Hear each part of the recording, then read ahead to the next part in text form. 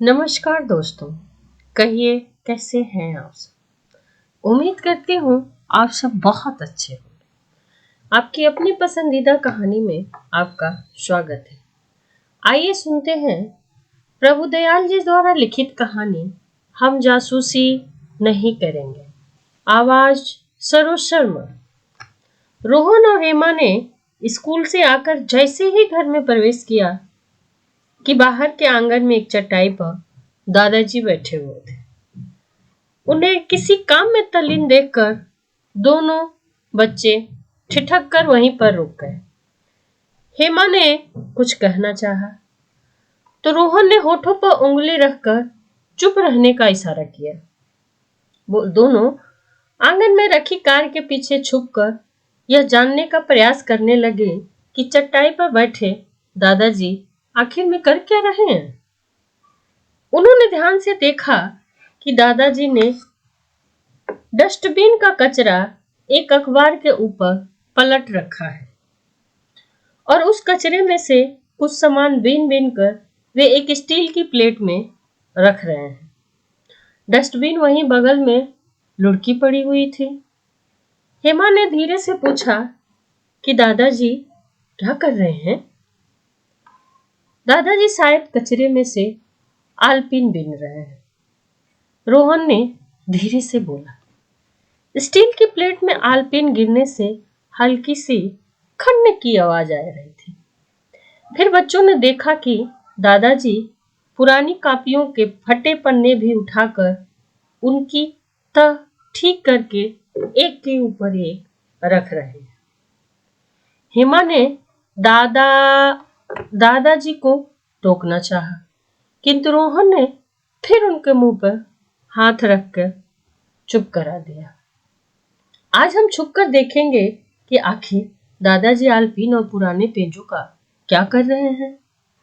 रोहन ने देखा कि दादाजी डस्टबिन के उस कचरे में से स्टेपलर पिन के टुकड़े बचे हुए टुकड़े डस्टबिन में से बीनकर बाहर रख रहे थे। दोनों बच्चे धीरे से कमरे के भीतर चले गए, जैसे उन्होंने कुछ देखा ही नहीं हो। उन्होंने ठान लिया था कि आज दादाजी की जासूसी करके रहेंगे। भोजन के बाद, स्कूल से आने के बाद फ्री होकर खाना वाना जब खा लिए, फ्री हो लिए, उसके बाद दोनों दादाजी अपने कमरे में चले गए और पुरानी कापियों के फटे पुराने पन्नों को कैंची से काटकर सुडौल आकार देकर चौकोर बनाने में जुट गए। बच्चों ने बाहर की खिड़की में अपना अड्डा बना लिया था। बच्चे क्या करते थे, दादाजी क्या कर रहे हैं कमरे में, ये सब देखने के लिए जंगले पर अपना बैठ के देखा करते थे, जहां से दादाजी साफ दिखाई दे रहे थे उन्हें। रोहन और हेमा इधर उधर की बातें कर रहे थे, कभी स्कूल की, कभी अपने अपने टीचर की, ताकि दादाजी को आभास ना हो सके कि उन पर वे दोनों नजर रखे हुए हैं। 1 घंटे के भीतर उन्होंने कागजों की छोटी छोटी 8-10 कापियां बना डाली थी। स्टेपलर से उसको उन्होंने पिन कर दिया था और एक कॉपी जैसे बना दी थी। कहीं कहीं आलपिनों का भी उपयोग कर लिया था। दोनों बच्चे उत्सुक थे कि देखें दादाजी उन कापियों का क्या कर रहे हैं। फटे पुराने कागजों से डस्टबिन से तो निकालकर नगर पालिका की कचरा गाड़ी में डालने के लिए होते हैं। फिर दादाजी कौन सा तमाशा कर रहे हैं। आज बच्चों की नजर सिर्फ दादाजी पर ही थी। वे दूसरे सभी काम कर रहे तो थे, पर ध्यान रह रहकर दादाजी के ऊपर ही रख रहे थे। शाम को दादाजी घूमने के लिए निकले, टहलने के लिए शाम को वो निकले। बच्चों ने देख लिया था कि दादाजी ने वो छोटी छोटी कापियां एक छोटे से थैले में रख ली थी और कुछ चाक एवं पेंसिलों के टुकड़े भी ले लिए थे। शायद यह भी उस डस्टबिन के कचरे से ही उन्होंने उठाए थे। चलते चलते दादाजी सीधे ही बस्ती से लगी झुपड़ियों की तरफ मुड़ गए और एक झोपड़ी के सामने जाकर रुक गए। पहले से ही वहां उपस्थित 4-5 बच्चों ने उन्हें घेर लिया। दादाजी आ गए, दादाजी आ गए कहते हुए उन्होंने अपने हाथ ऊपर कर दिए, जैसे उनको पता हो कि दादाजी आज कुछ सामान लाने वाले हैं। दादाजी ने अपने थैले से कॉपियां निकाली और उन बच्चों को बांटने लगे और चाक और पेंसिलों के टुकड़े भी बच्चों को दे दिया।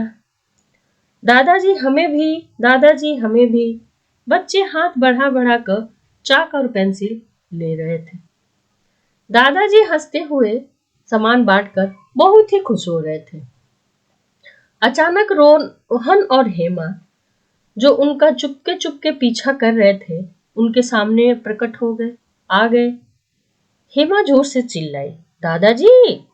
रोहन भी जोर से चिल्लाया, दादाजी आप यहाँ क्या कर रहे हैं? दोनों को अचानक सामने पाकर दादाजी हतप्रभ रह गए, अवाक रह गए, फिर ठहाका मारकर हंसने लगे। हाँ, तो तुम लोग दादाजी का पीछा कर रहे थे। उन्होंने हंसते हंसते रोहन का कान पकड़ लिया। दादाजी, हम लोग जानना चाहते थे कि आप कचरे में से क्या एकत्रित कर रहे हैं और आज आपकी पोल खुल ही गई। दादाजी, आप फटे पुराने कागज क्यों इकट्ठा करते हैं? यह कचरा तो बाहर फेंक देना चाहिए, हेमा ने कहा। नहीं बेटी, दुनिया में प्रत्येक चीज की कीमत होती है। जो सामान हम बेकार समझकर फेंक देते हैं, वह दुनिया के सैकड़ों हजारों बच्चों के काम आ जा सकता है। ऐसे कितने बच्चे हैं जो थोड़ा सा भी सामान बाजार से नहीं खरीद सकते। कहते हैं बूंद बूंद से सागर भर जाता है।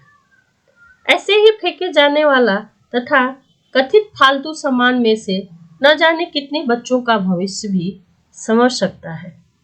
कहते हैं एक एक ईंट बनता है, तिनके तिनके से रस्सी बन जाती है। कहते हैं कि एक एक ईंट को जोड़ा जाए तभी घर बनता है और तिनके तिनके से रस्सी बन जाती है। वह बड़े बड़े वजनी सामान को उठा लेती है। वैसे ही एक छोटे छोटे वेस्टेज देश दुनिया की बड़ी आबादी के काम आ जाते हैं। रोहन, तुमने जो कॉपियां गुस्से में फाड़ दी थी, उनको काम लायक बनाकर मैंने इन बच्चों में बांट दिया है।